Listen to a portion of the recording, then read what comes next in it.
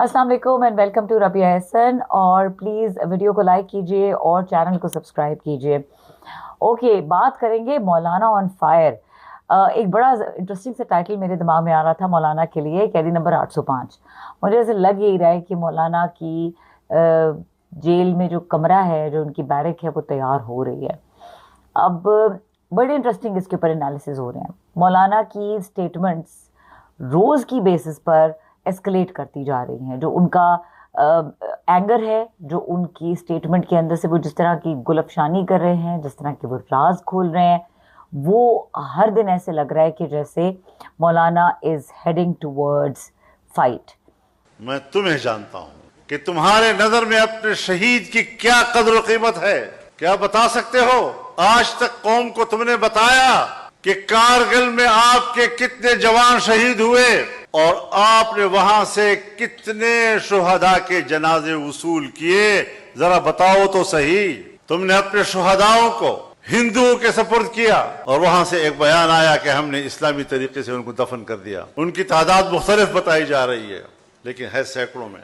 तुम अपने शुहदा के जनाजे वसूल करने के लिए तैयार नहीं हो।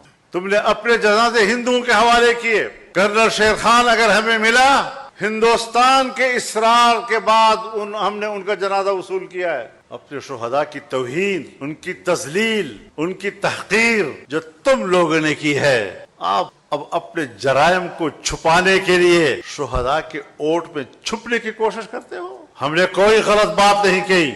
कुछ लोगों का ये भी कहना है कि मौलाना कच्ची जमीन पे पांव रखने के आदी नहीं है।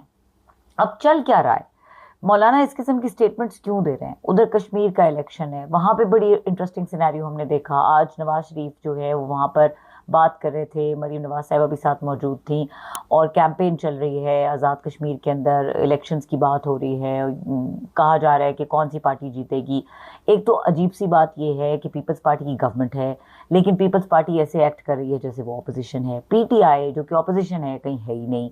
मौलाना बहुत ही कोई ऑपोजिशन में जा चुके हैं। कुछ अजीब किस्म का माहौल है। और in the middle of the situation Nawaz Sharif खड़े होकर ये कहते हैं कि मैं शहबाज शरीफ को ये रिक्वेस्ट करूंगा कि मुझे वज़ीर आज़म बना दें।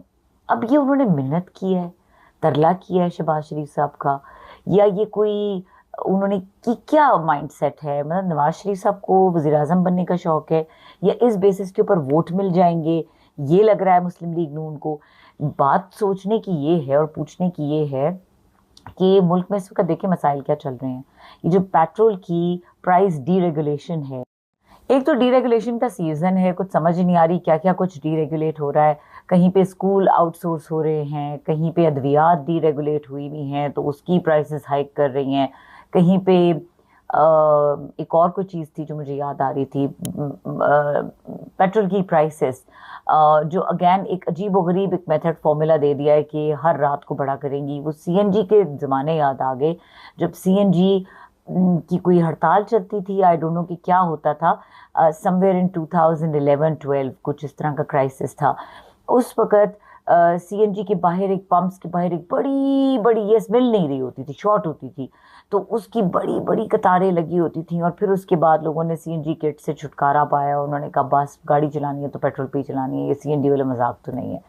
अब ये पेट्रोल के साथ तमाशा लगने लगा है। अब क्या मतलब रोज़ 12 बजे गाड़ियों की लाइनें लगा करेंगी पेट्रोल पंप को के आगे, और वो इस वजह से होंगी क्योंकि 35 पैसे कल पेट्रोल महंगा हो जाएगा। या रात को जिस तरह वो स्टॉक्स का जो काम करते हैं, जो ट्रेडिंग करते हैं, वो हर वक्त बैठे रहते हैं, 2-2 मिनट के बाद चेक करते हैं कि अभी शेयर्स ऊपर चले गए नीचे चले गए।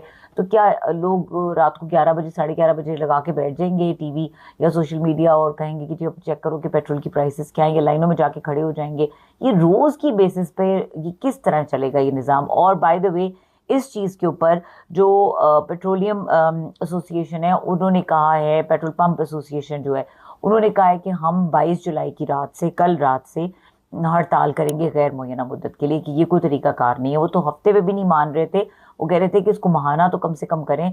तो ये तो बहुत ही अजीबोगरीब तरीकाकार है कि डेली बेसिस पे इसको किसको फ़ायदा होगा, इस पर एक अलग वीडियो करेंगे। लेकिन बहरहाल मौलाना की बात वापस करते हैं कि मौलाना क्या करना चाह रहे हैं। अब कुछ लोगों का तज्जिया इस पे ये है कि मौलाना इस तरह की बातें कभी भी जज्बात में आके तो नहीं करते। मौलाना की सियासत बड़ी कैलकुलेटेड सियासत है।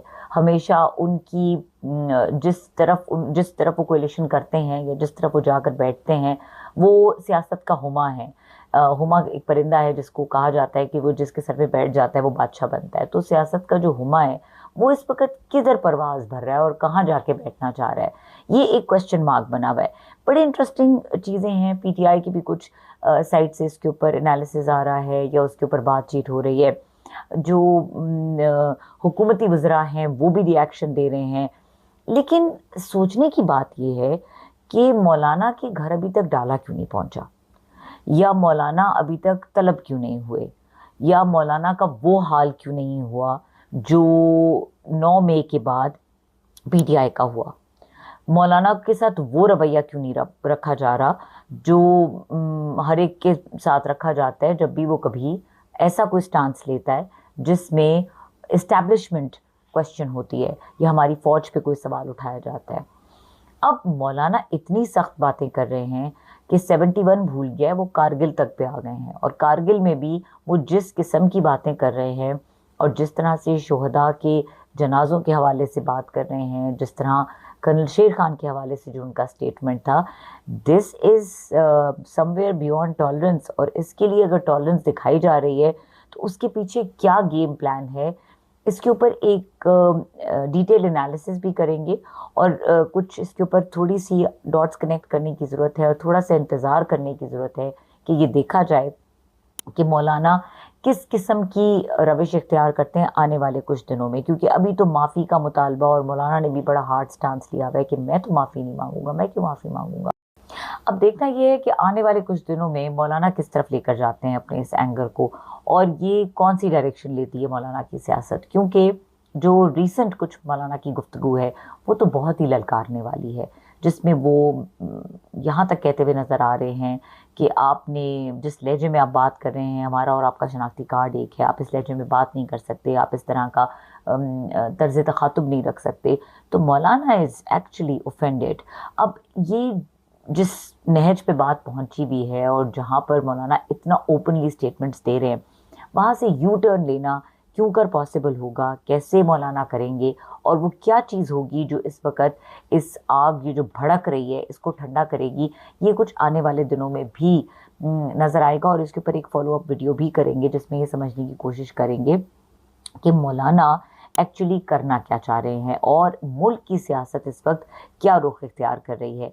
बहरहाल इस वक्त हल्का हल्का ज़मीन में लर्जा फील हो रहा है, और इसलिए भी हो रहा है क्योंकि अगर हम सब कॉन्टिनेंट की ओवरऑल सिचुएशन देखें तो हमसाये के घर में जो आग लगी हुई है वो आग के शोले हम तक भी पहुंचते नज़र आ रहे हैं। वहाँ पे भी जो किसान हैं, मैं इंडिया की बात कर रही हूँ, वहाँ पे भी जो किसान हैं वो दिल्ली तक पहुँचने की कोशिश कर रहे हैं। उनका एक पूरा का पूरा एहतजाजी रैला जो है वो इस वक्त दिल्ली का रुख कर रहा है। दूसरी तरफ कॉकरोच जनता पार्टी जो कि एक एक्सीडेंटल पार्टी है, कुछ स्टूडेंट्स की मूवमेंट है, और वो मूवमेंट भी इस तरह के एक पेपर लीक हो जाता है मेडिकल का, और उसके बाद ये कुछ स्टूडेंट्स हैं जो 1 लाख 2 लाख गालिबन इस तादाद में, और फिर ऑपोजिशन पार्टीज जिस तरह से मिलती हैं और जज के रिमार्क्स के ऊपर ये नाम पड़ता है, जज ये कह देते हैं कॉकरोचेस, एंड देन वो नाम पड़ जाता है इस पार्टी का। उस पार्टी ने एक तरह से टेक ओवर कर लिया है, और मोदी गवर्नमेंट की एक बहुत बड़ी सक्सेस रही है अब तक। पिछले गालिबन 11 या 12 सालों में मोदी गवर्नमेंट ने कोई भी एहतजाज दिल्ली तक आने नहीं दिया। So this is the first time Delhi में इस तरह के इज्तिमात और एहतजाज जो हैं वो किए जा रहे हैं।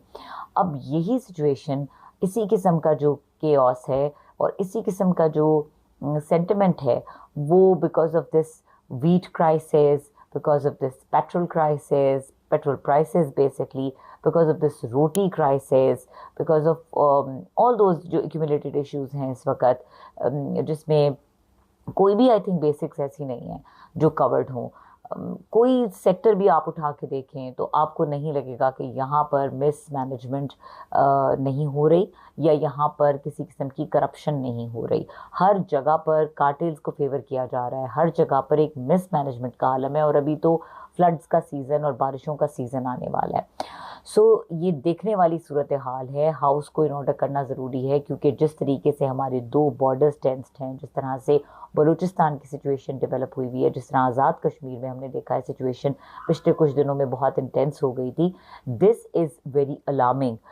इस सिचुएशन को अगर आप रिलेट करते हैं वो तमाम कुछ जो कि इंडिया में हो रहा है, and then when you combine all these factors जो कि हमारी इंटरनल पॉलिटिक्स में चल रहे हैं, जिसमें मौलाना की वो तमाम बयान जिनका मैंने भी वीडियो के शुरू में जिक्र किया, उन सबको कंबाइन करते हैं, तो ये पिक्चर थोड़ी सी खौफनाक बनती है।